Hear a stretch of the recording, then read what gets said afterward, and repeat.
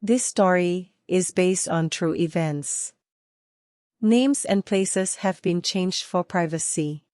Ghosts in a hotel, the unsuspecting tourists. Sandra was pregnant with her first child, and before the little one came, she decided to have a family vacation back in her own country. As her husband was busy with work, she had to travel alone. They had immigrated to Australia in search of new opportunities, and both were doing really well. As a result, she had planned an all-expense trip for her family back in Asia. Her sister had just started working, and her brother had just enrolled into a university. Everyone had a busy schedule, including the mother, who was a teacher. Therefore, Sandra had to plan the trip carefully, to make sure that it fell on a public holiday, where everyone could take a couple of days off. Meeting up at the country's capital city, staying at a luxury apartment hotel for the weekend, before flying off again to the neighboring country. They were all excited when she emailed them the itinerary for the trip. The best part was the luxury apartment hotel that she had booked. It was so close to a national landmark, one that they could only watch on TV growing up. At the end of the email she had sent, she continued writing. "We're so lucky, because when I called the apartment hotel up, they told me that it was the last room. Well, I could have booked a normal hotel, but some nights I would prefer eating in, and with this apartment hotel, we can use the microwave and electric stove, some of the utilities not normally available in a hotel." They had no complaint. It was a luxury to them. Only well-off tourists could afford the stay. The days went by quickly, and it was time. They had decided to meet up at the airport on Saturday and take a taxi together to the luxury apartment hotel that they were so excited to stay. As soon as they arrived, sure enough, there were many guests checking in at the hotel, because it was a holiday season. Sandra joined the queue. The room was booked under her name. Meanwhile, the rest of the family were at the lobby. It took longer than expected, so they made their way to join her at the reception to see if everything was all right. "Is everything okay? Seems to be taking longer than usual," says the brother. As it turned out, the last room that Sandra had booked was in fact a smoking room. "It's so strange, because when I booked the room, I had made it clear to have a non-smoking one, and even got a confirmation email for a non-smoking room," Sandra said, clearly losing her patience, while showing her family the confirmation email she got from the hotel. Since the whole family has an aversion towards the smell of tobacco, and especially because she was pregnant at that time, she was adamant to get the room changed to a non-smoking one. As the room was already pre-booked and paid for, a few weeks earlier, the manager had to come out to apologize for the mistake, saying, "We are really sorry for the mistake, madam. There were just so many bookings coming in, and some are still on the waiting list for cancellation. We must have mixed up your booking with a smoking room. Please give us a few more minutes to sort this out." Since it was going to take some time, everyone got a glass of orange juice while waiting, and after what felt like ages, the manager finally came out and said, "Thank you for your patience. And good news. There is one more room left. A non-smoking one. We've sent the housekeeping there, so everything is in good place." She handed the keys to their room and continued, "The porter will deliver the luggage to your room in a short while." They were all relieved, but tired at the same time, as they made their way to the room. As they opened the door, the size of the room delighted them. There were 2 queen-size beds, a huge window facing a lush green, and even a small kitchen. Even though it was not the best view from the hotel, where some rooms boasted the view of the landmark, it was bright.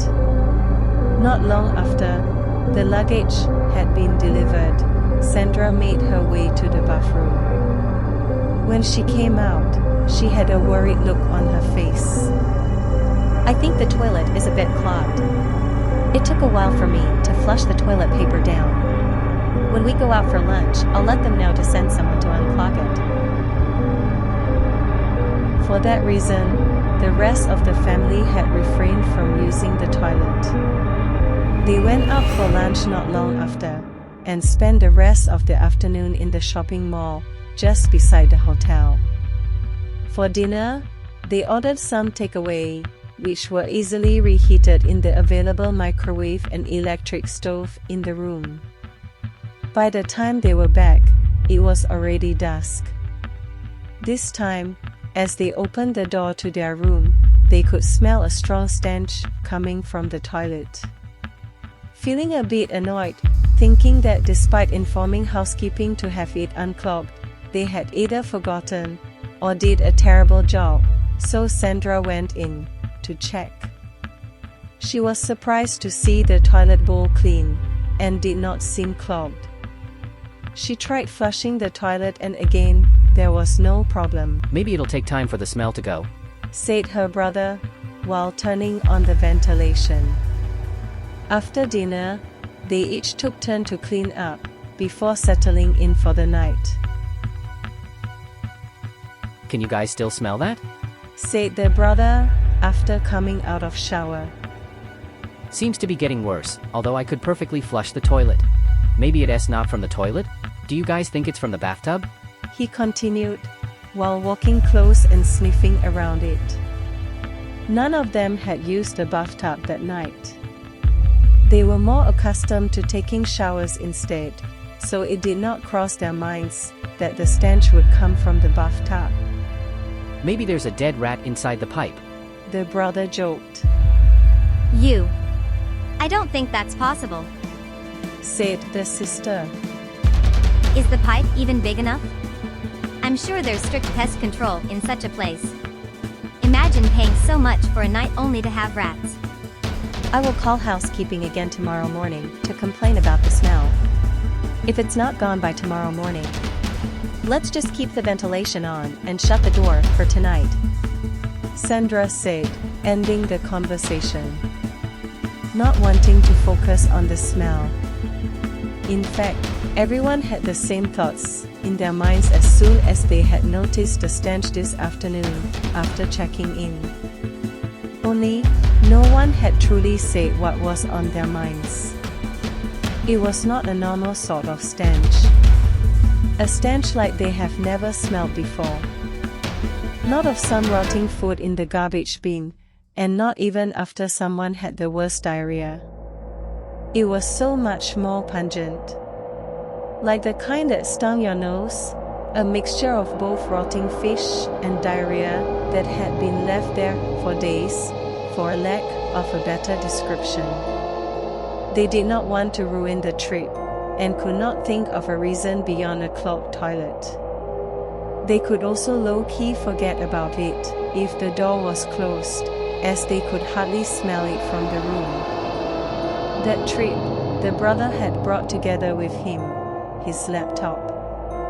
He had wanted to get some assignments done before the holiday ends.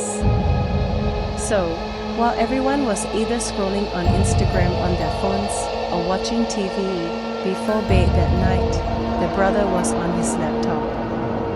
You need to get your grades up this semester, said the mom. Yes, I know, Mom. That's why I'm having a video call with Thomas tomorrow night. He's a genius. He should be able to help me get my assignments done. Thomas, who was the brother's classmate, was also an international student.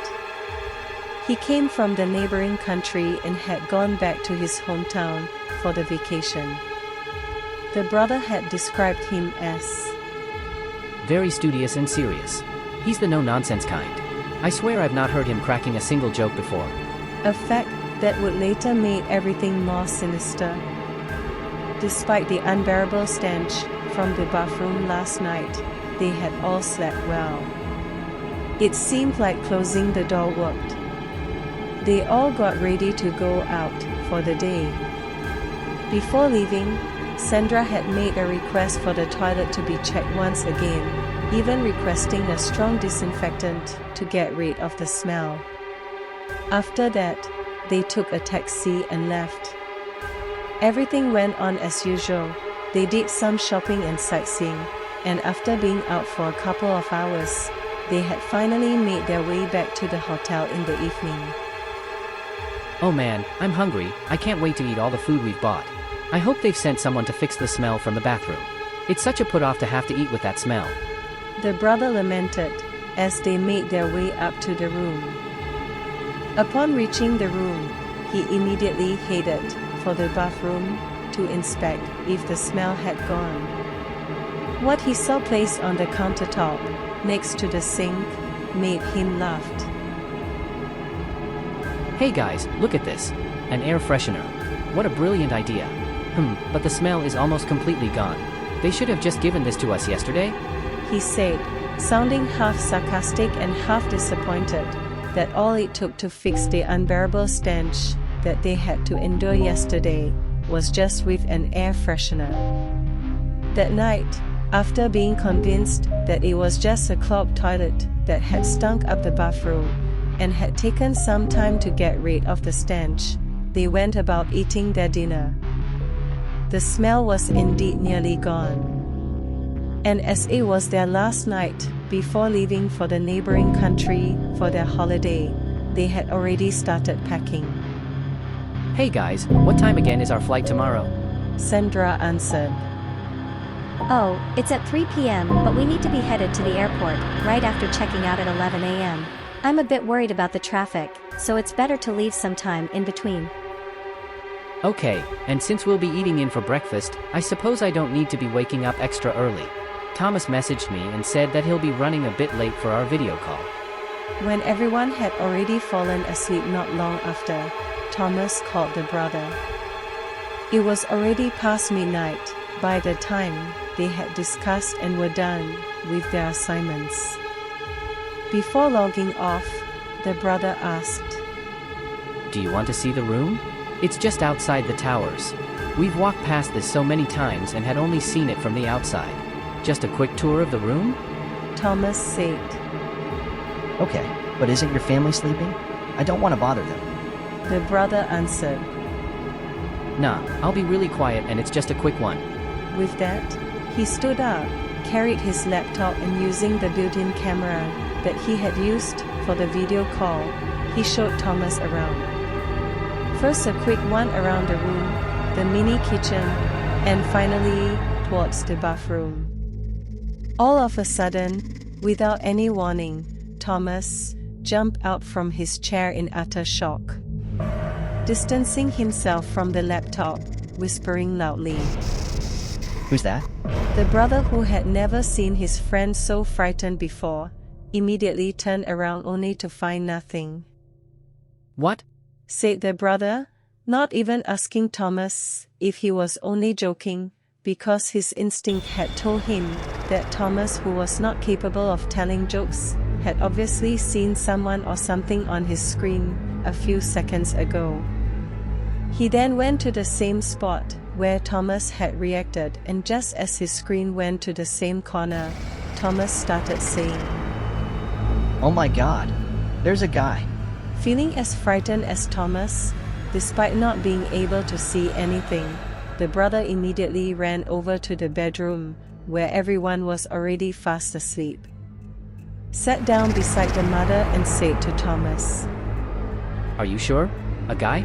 Thomas continued. Yes, a tall man cowering at the corner of the entrance door. He looks Caucasian. By then Thomas knew that something was wrong. The moment he saw the man, he knew that what he was looking at was not entirely human being. Even in that split second, he could feel a sense of despair and an impending sense of doom. Not knowing what else to say and do, they ended the call. The next morning, when everyone was already up, the brother was still fast asleep. He was always the first one to be up, so everyone thought that it was a bit strange, but had said nothing. Little did they know the horror he had experienced last night. He had hardly slept, knowing that they were not alone in the room, that there is another person, a ghost. Rather, just standing at the corner, near the entrance.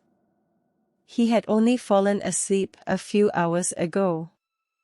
Maybe he was up all night preparing for the upcoming exams with Thomas last night. They all thought. That morning, everyone had breakfast. Except the brother, no one knew of the sinister truth within the four corners of the wall. After what felt like eternity for the brother, it was finally time to check out. While getting ready, they complained that the stench from the toilet had somehow come back. Again, no one knew, except the brother, who was really quiet that morning. Sandra said, "Oh my god, they should really get the plumbing of that damn toilet fixed instead of just using an air freshener. Luckily, we're checking out today. It's getting unbearable." Let's go. He finally urged. After checking out and making a final complaint about the smell, the receptionist, one who they had not seen before, and who probably had no idea about the whole thing, made an apology and a promise to investigate the problem. The drive to the airport was quiet. When they had reached and checked in their luggage, the brother took the chance to tell of his horrific experience last night while Sandra was in the toilet. He was afraid that she would not react well to what he had to say. She did not believe in such a thing. After telling them what had happened, both the mother and sister were understandably shocked. It had dawned on them that the foul stench, that was almost impossible to explain, had turned out to be more sinister than they had thought. A clogged toilet or a dead rat in the pipe, reasons like that were not beyond one's imagination. But a dead body that used to be there, maybe even for several days? That is not something that an ordinary person would in their wildest imagination had thought of. That night, as they checked into their new hotel room, they were more cautious about the smell. It is well known in the world of paranormal that a drastic temperature drop in a room could indicate the presence of entities. However, in this case, there were no signs of any temperature change. Even the room was pleasantly bright. Only the unbearable foul stench. Perhaps it was the smell of death. They could not find anything online about any death or accident which occurred at that hotel apartment. A cover-up, they thought. Is it possible? Apparently so. Is it reasonable to be suspicious of a fully booked hotel that claimed to suddenly have a vacant room? It seems like it. Sudden deaths at hotels might be more common than the average person would like to think. How many died alone only to be found out after several days? But who would think about such a thing? We have all been unsuspecting tourists at some point. And sometimes, unknowingly, even at our own hotel rooms, where we would like to imagine is the safest place. Thank you for watching. Please subscribe. I will be updating weekly, so please stay tuned.